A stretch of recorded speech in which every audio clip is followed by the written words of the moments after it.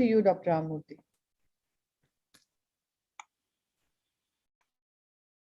Is my presentation seen? Yes. Okay, great talk, Kumar, but that seems to be an anecdotal experience, and I think you yourself were surprised with the results. Let's look at the science of what can be applied generally. Obviously, we all know that when you are dealing with extreme high hyperopia in cataract situations or even in clear lens extraction cases, three options. One is to customize IOLs, which you showed, and then to put in an intraocular lens and deal with the residual power with doing a laser vision correction. But obviously, when you have a high hyperopic residual error or a high astigmatism left over, it's difficult to correct it on the cornea. And the other one is what I'm going to be talking about, where you put in a primary intraocular lens to be followed up by the piggyback lens. So what are the challenges of high-powered lenses? Yes, there is technology available today, not 68, 70, 12 diopters of astigmatism. Whatever you need, the company will make it and give it to you. But the accuracy of the manufacturing process of these intraocular lenses, the labeling of the power itself might be wrong. That is something which is admitted by the companies itself. That is the reason some of the more well-known companies do not really dwell into this. Of course, the market size is also extremely small for that. And the other problem is that erroneous biometry, there's no reliable formula. I would show you in the example that I have. And it's extremely difficult to predict the effective lens position in this case, because in all these situations, the anatomy of either is not the same. They come in different shapes. It might be non-ophthalmic, where the entire eye is small, or it can be just the anterior chamber, which is small, or just the posterior chamber, which is small, with almost a normal size anterior chamber. And another problem is even small changes in the axial length calculation can lead to large refractive errors. As you can see here, the conventional wisdom has been that for a normal eye, if a 1 millimeter error in axial length is there, it can lead to an error of 2.5 diopters in the IOL power calculation. But for an extremely short eye, because it's a percentage of the total axial length is there, just a millimeter of error can result in a 3.5 diopter error. And that can easily creep in even with the best of optical biometers that have been the measurement of the axial length. What about the high-powered intraocular lens? Obviously, it's an extremely thick lens. And Kumar himself said that he had to make a 3.4 millimeter incision. And obviously, these lenses come with the downside that they have a high amount of spherical aberration. And the manufacturers counter it by, though they maintain the optical diameter to 6 millimeter, it's a small optic zone of just 4.5 millimeters, which obviously has a lot of spherical aberration. And then there's a poor quality of vision that the patient has to live with for the rest of his or her life. So another thing that is said about these small eyes is that there's not enough space for two lenses. I think that is something we have to completely do away with, because even these small eyes, the normal anterior posterior thickness of an adult lens is about 4 to 5 millimeters. And when it comes to, I got this as a personal communication from IOCare, and I think this is the company which manufactures these lenses. The primary hydrophobic lens of a plus 40 diopter is just about 0.9 to 1 millimeter. A piggyback intraocular lens, which comes with zero spherical aberration, is just 0.5 millimeters. And the thickness of a plus 55 diopter customized IOL is 1.3 millimeters. So you can see it's just a difference of 1.4 millimeters. Whether you go for either option, actually the availability of space is not a constraint, simply because you are replacing a natural lens of 4 to 5 millimeter anterior posterior lens with these two lenses are a single lens.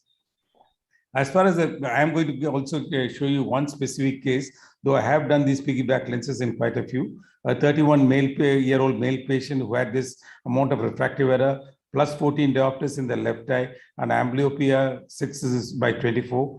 Basically, he had to wear this kind of glasses, was looking for some kind of a cosmetic improvement as well as a quality of vision improvement.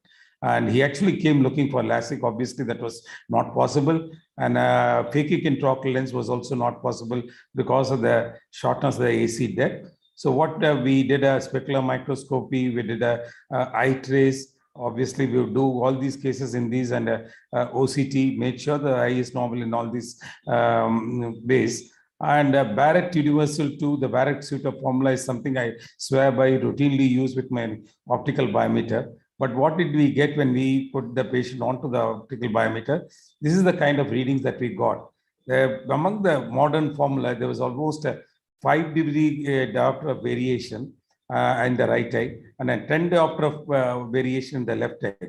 Is obviously not the manufacturing of the lens, but what lens do you order?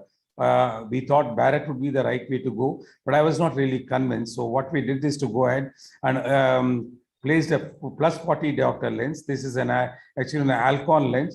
It's a non-aspheric single piece intraocular lens. And obviously, whatever precautions had to be taken for operating on a highly hyperopic eye was taken, and the surgery. 1 minute remaining.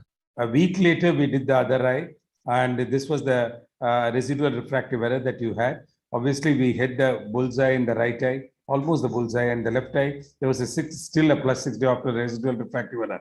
So what we did in this case was to go ahead and place a piggyback lens. And a simple calculation is that for every diopter of hyperopia, you just require 1.5 diopters in the intraocular lens. And you can see over here, here again, it's a 3 millimeter incision that's needed. And this lens is 14 millimeters in overall diameter, 6.5 millimeter optic size. And it's extremely easy to slip this lens in. It was done a couple of weeks after the surgery. I'll just fast forward it to the end of the surgery. And that's easy placement of the lens. Anyone else of us can do it.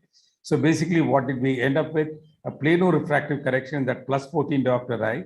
And I was extremely confident of my IOL calculation. And mind you, it was not the Barrett, but the SRK-T, which was coming closest to the target. So, and this is the post-operative picture. You can see the ideal distance between the primary lens and the secondary lens, both in the slit lamp and the anterior segment OCT picture. And this was the patient, obviously he needed a presbyopic correction outside. And just in case you're concerned about the cost, which is definitely a consideration, now indigenous piggyback intraocular lenses have also become available. And you can see this being slipped into one of the eyes. And this is a slightly bulky lens, but this is again a large lens which gets nicely seated in the sulcus. And we have found toric multifocal variations have also multifocal toric variations of these lenses are also available. So these are the different options that are there. And I find that whenever I'm faced with the extremes of refractive error, especially hyperopia or astigmatism, is obviously a good way to go to debulk the power with the primary intraocular lens, which is about in the capsular bag, and subsequently with confidence in my intraocular lens power calculation, go ahead and implant a piggyback lens. Thank you so much for your kind attention. Thank you very much. Wonderful talks, both of you, lot of learning pearls. I would just take two very simple questions, and very sadly, I would have to hand over the last speakers to Anaga. I would want my expert panel to stay on because I have to do the rapid fire quiz at Kerala State thing, and I'm so sorry about that for not planning it well. And those two are great set of speakers, so they have to be well heard, and I would hear them tomorrow. The only question I have to ask Ramurthy is, would in a piggyback IOL, when you're planning it as a secondary step, what would be the interval you would give before you do it? Number two, this is probably a theoretical question. If you are going to do in a small eye and you plan to do a toric IOL at that, how would you do a toric IOL in the bag, and how would you calculate, and then how would you do a remaining sphere in the sulcus? How would you do that? So these are the two questions I want to answer. I think as far as the interval between the two surgeries is concerned, I think a couple of weeks is more than enough. Like, for example, this case that I showed, a secondary implantation was planned. The patient was primed for it. So as far as I'm sure that this is the residual error that the patient is having, I go ahead and implant the secondary lens. And regarding the toric power calculation, it's very similar to the formula that we apply as for the primary, the spherical power calculation. Most often the toricity is in the plus power axis. So for each diopter, you have a 1.5 diopters, and that's the way it's ordered. There's also formulae available, and you can reach out to the companies with the specific refractive error, residual refractive error they have. They also have the ways and means to calculate the exact power of the intraocular lens that's needed to be implanted. I think Jack Holiday has come up with a formula for these piggyback lenses, but rarely that is necessary. Thank you very much.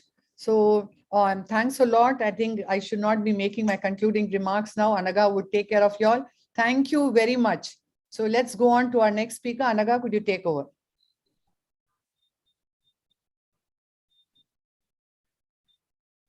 We are not hearing you, Anaga. Can you hear me now, sir? Right. Yeah.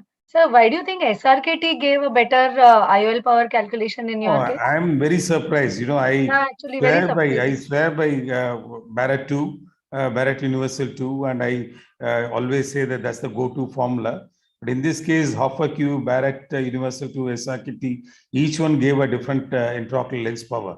And just to say, if I'd stuck to my Barrett 2, obviously, I would have got a very different intraocular lens, defective calculation. Yeah, and just one small question, sir. What has been your experience in using a phakic IOL as a piggyback? See, basically, I used to use it when the Indian piggyback lenses were not available. They imported, it was only Salcoflex, and it was only readily available between the +5 to -5 diopters piggyback as a piggyback lens. Otherwise, you had to order and wait for a significant length of time, and they're extremely expensive also. They took about 6 to 8 weeks. So I went ahead and have implanted 3 toric IPCLs as piggyback lenses. But obviously, it's off-label usage. They are really not meant to be kept in the sulcus in front of a artificial lens. So now that the Indian piggyback lenses have become available, both in the toric as well as the other hyperopic models, I go ahead and use these lenses. I think they obviously are a better option. They're kept to be as a piggyback lens rather than a IPC, a phakic intraocular lens. Yeah, thank you so much, sir.